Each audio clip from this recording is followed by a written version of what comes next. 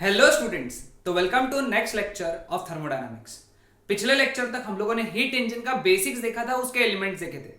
आज हम लोगों को हीट इंजन का वर्किंग देखना है, उसका एफिशिएंसी देखना है और उसके ऊपर के न्यूमेरिकल्स डिस्कस करने हैं और उसकी पीवी डायग्राम देखना है। ये चार टॉपिक आज हम लोगों को कवर करना है। तो without wasting our time will start with our lecture. सबसे पहला टॉपिक है आज हमारा कि बेसिक स्टेप्स क्या फॉलो होते हैं कि कोई भी हीट इंजन के वर्किंग में, है ना। कोई भी हीट इंजन का जो वर्किंग होता है उसमें बेसिक 3 स्टेप्स होते हैं। ये 3 स्टेप में पूरा वर्किंग हम लोग बेसिकली समझ सकते हैं। सो उसमें सबसे पहला स्टेप क्या है कि हीट इंजन जो है, the working substance in heat engine absorbs heat from hot reservoir at higher temperature, है ना। कल हम लोगों ने देखा वर्किंग सब्सटेंस के बारे में। स्टीम इंजन में स्टीम होता है, fuel vapour plus mixture of fuel vapour and air होता है पेट्रोल और डीजल इंजन में, और आइडियल हीट इंजन में आइडियल गैस होता है।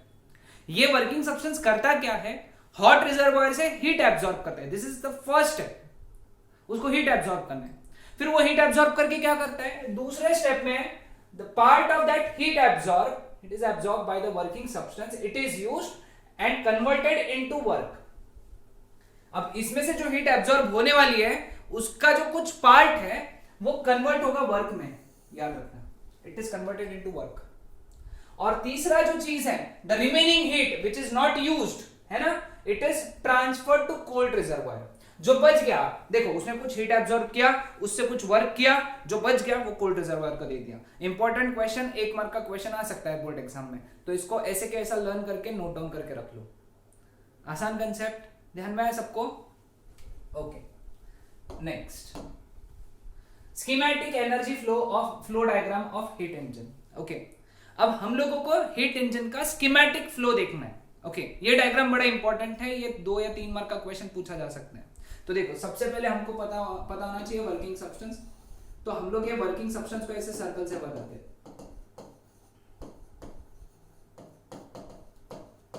ठीक है। Then we have hot reservoir,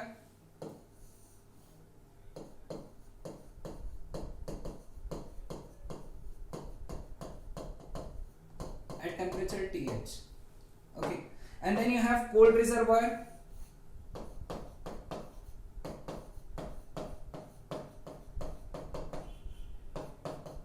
at temperature TL, ठीक है। अब वर्किंग सब्सटेंस क्या करने वाला है, वर्किंग सब्सटेंस हीट एब्जॉर्ब करने वाला है। ओके, उसने QH amount of heat absorb किया। ये जो मैंने बनाया इसको हम लोग कहते हैं पाइपलाइन।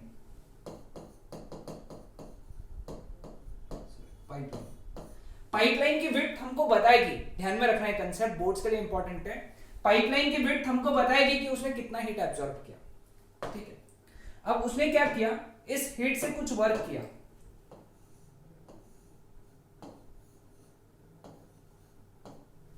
और जो हीट बच गई QL, लेट अस से QL हीट बच गई, वो उसने कोल्ड रिजर्वायर को दे दिया। ओके, QC बोलूंगा मैं, QC, लेट अस से QC अमाउंट ऑफ हीट बच गई। ओके, अब जो हीट एब्जॉर्ब होती है उसको हम लोग पॉजिटिव डिनोट करते हैं, जो हीट रिलीज होती है उसको हम लोग नेगेटिव डिनोट करते हैं। तो W का जो वैल्यू बन गया यहां से, that is mod of QH minus mod of QC। Okay, mod of QH minus mod of QC, ठीक है। ये फॉर्मूला ध्यान में। तो ये है स्कीमेटिक, इसको ये डायग्राम तुमको ड्रॉ करना है और इसका एक्सप्लेनेशन लिखना है, ठीक है। Clear with this? हाँ, ध्यान में आया सबको? ओके, चलो आगे बढ़ते हैं हम लोग। ये डायग्राम तुम ध्यान में रखोगे। Efficiency of heat engine. अब हीट इंजन ने कितना हीट एब्जॉर्ब किया था, QH हीट एब्जॉर्ब किया था, उससे वर्क कितना किया, W वर्क किया, और हीट जो बच गई थी, QC हीट बच गई थी, वो उसने कोल्ड रिजर्वायर को दे दिया। ओके, समझ में आया सबको? अब हम लोग क्या लिख सकते हैं, QH is equal to W plus QC। तो therefore W is equal to QH minus QC। ये इक्वेशन ध्यान में रखो। ओके, अब एफिशिएंसी सबसे इंपॉर्टेंट कॉन्सेप्ट, क्योंकि इसके ऊपर बेस्ड न्यूमेरिकल्स है जो हम लोग आज डिस्कस करेंगे। एफिशिएंसी हम लोग ईटा से डिनोट करते हैं। अब एफिशिएंसी होती क्या है, ध्यान में रखना। Efficiency efficiency is nothing but the ratio of output to input. Okay, जितना आउटपुट निकला अपॉन जितना इनपुट दिया था उसी से एफिशिएंसी डिफाइन होगी। यानी गिवन इनपुट के लिए आउटपुट कितना निकला, ओके, गिवन इनपुट के लिए आउटपुट कितना निकला उसको हम लोग एफिशिएंसी बोलते हैं। और अगर परसेंटेज में कन्वर्ट करना है तो 100 से मल्टीप्लाई करना पड़ता है। ओके, अब एक बात ध्यान में रखना, एफिशिएंसी अगर हाई है तो इसका मतलब क्या है, आउटपुट अच्छा खासा मिल रहा है एज कंपेयर टू इनपुट, यानी हमको अच्छा खासा इनपुट मिला है, इनपुट से आउटपुट मिला है। अगर एफिशिएंसी लो है सो वी हैव आउटपुट, ये यहां पे सॉरी यहां पे चाहिए high output, then we have low output as compare to input. ठीक है, हाँ कुछ बातें और ध्यान में रखने के लिए, अगर output is equal to input होता है तो एफिशिएंसी 1 या फिर 100% होता है, यानी जितना इनपुट था उतना का उतना आउटपुट आ गया। ओके, लेकिन अगर एफिशिएंट, जनरली ये आइडियल चीज के लिए होता है, आइडियल हीट इंजन के लिए, लेकिन प्रैक्टिकल हीट इंजन के लिए एफिशिएंसी बहुत कम होता है। ओके, फॉर एग्जांपल एफिशिएंसी अगर किसी हीट इंजन का 30% है, इसका मतलब क्या है, इनपुट का सिर्फ 30% ही आउटपुट में कन्वर्ट हुआ।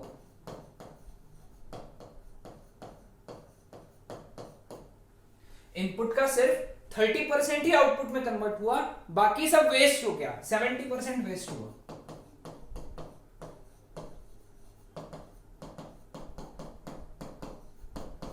ऐसा समझ सकते हो, ठीक है।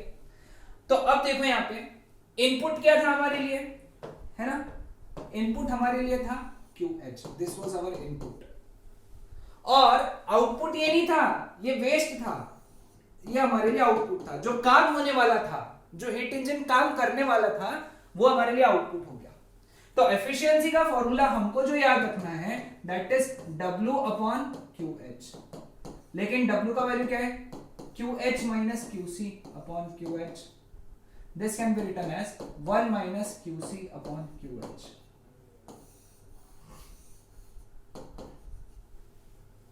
ठीक है, हमेशा याद रखना एफिशिएंसी का कोई भी यूनिट नहीं होता है, no unit and no dimensions, ना ही इसका यूनिट है ना ही इसका डायमेंशन है।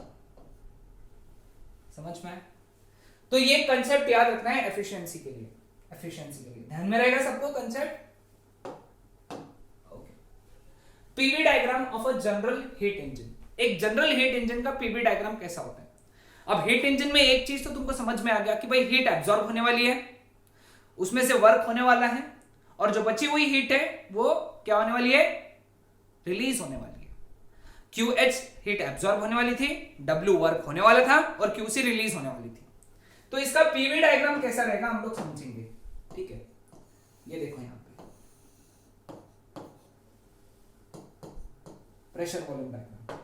अब देखो सबसे पहला जो स्टेप होता है ना वो होता है ये, यहां से शुरू होगा,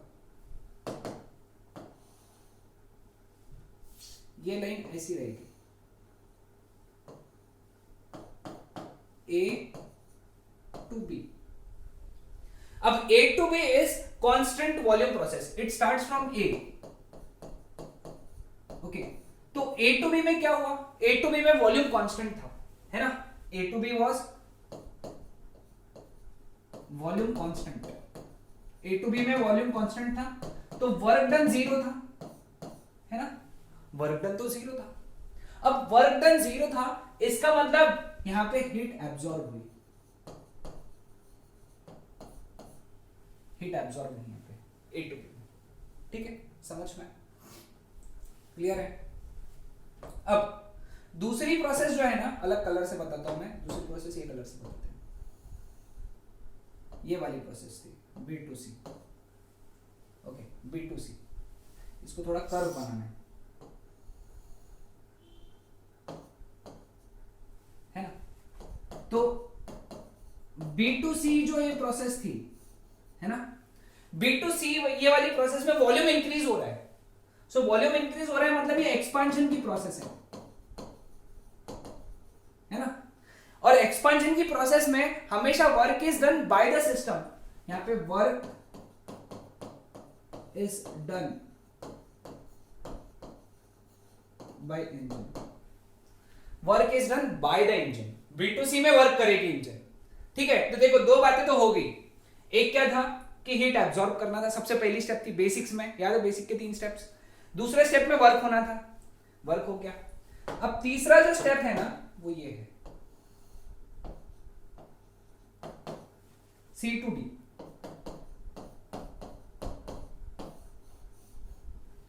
ओके, C2D में अगेन वॉल्यूम कांस्टेंट है, यहां पे भी वॉल्यूम कांस्टेंट है, यहां पे वॉल्यूम कांस्टेंट है, तो यहां पे भी वर्क डन 0 है, लेकिन यहां पे हीट रिलीज हो रहा है। ओके, क्योंकि प्रेशर कम हो रहा है तो हीट जो है यहां पे रिलीज होगा, heat will be released. C2D में heat will be released. Okay, यहां से हीट रिजेक्ट होने वाला है, हीट रिजेक्ट होगा। लेकिन कोई भी हीट इंजन साइक्लिक प्रोसेस होता है, तो उसको हम लोगों को जहां से शुरू किया वहीं पे लाके एंड करना जरूरी है। तो फिर इसीलिए हम लोग आखिरी वाला जो प्रोसेस है, कौन सा कलर करते हैं, ये वाला कर देते हैं, D2A।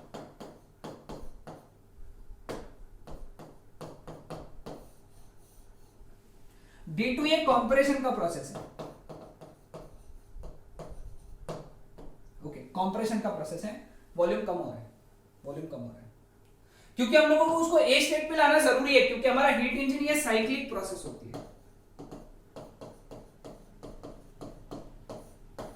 ठीक है, ध्यान में है सबको? हाँ, अब इसके अंदर हमको और बातें कौन सी ध्यान में रखना है। अब ये एक्सपांशन के प्रोसेस में, ओके, एक्सपांशन का जो प्रोसेस होगा, क्लियर? ओके ओके ओके, यहां पे प्रेशर इंक्रीज होगा। हाँ, यहां पे सॉरी A2B में हीट इज एब्जॉर्ब। अब हीट एब्जॉर्ब हो रहा है, हीट एब्जॉर्ब हो रहा है, यहां पे प्रेशर इंक्रीज हो रहा है, प्रेशर क्या हो रहा है, इंक्रीज हो रहा है। ओके, अब प्रेशर इंक्रीज होने की वजह से टेम्परेचर भी जो है वो इंक्रीज हो रहे हैं। यहां पे टेम्परेचर इंक्रीज होगा, क्योंकि वैसे भी हीट एब्जॉर्ब हो रही है, हीट एब्जॉर्ब हो रही है तो टेम्परेचर भी इंक्रीज हो रहा है। टेम्परेचर इंक्रीज हो रहा है तो इंटरनल एनर्जी भी इंक्रीज हो रही है, डेल्टा यू पॉजिटिव रहेगा, इंटरनल एनर्जी इंक्रीजेस। अब यहां पे क्या होगा, यहां पे प्रेशर डिक्रीज हो रहा है, हीट रिलीज हो रही है। जब हीट रिलीज होगी, अंदर से बाहर जाएगी, तो टेम्परेचर भी डिक्रीज होगा और इंटरनल एनर्जी भी डिक्रीज होगा, ध्यान में रखना। तो ये इंपॉर्टेंट बातें हैं PV diagram of general heat engine के बारे में। तो तुमको ये डायग्राम भी ड्रॉ करना है, ये स्ट्रेट लाइन होनी चाहिए, इसको पैरेलल होनी चाहिए, ये स्ट्रेट लाइन इस एक्सिस को, इस प्रेशर एक्सिस को पैरेलल होनी चाहिए, ध्यान में रखना, ठीक है। हाँ, अब इसका जो एरिया रहेगा, ये जो एरिया है, अगर तुमने एरिया कैलकुलेट किया तो हमको मिलेगा वर्क डन,